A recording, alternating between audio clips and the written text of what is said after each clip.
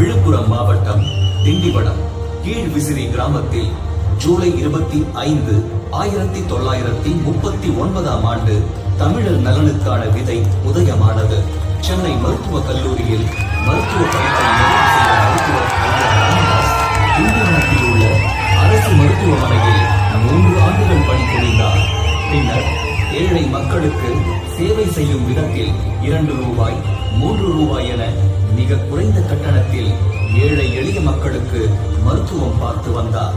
மருத்துவராக மக்களின் நோய்க்கு மருந்து கொடுத்துக் கொண்டிருந்த ஐயா ராமதாஸ் தன் மக்கள் சமுதாயத்தில் பின்தங்கிய நிலையில் இருப்பதைக் கண்டு மனம் கொதித்து சமூக நோய்களுக்கு மருத்துவம் பார்க்க அரசியல் களம் புகுந்தார்.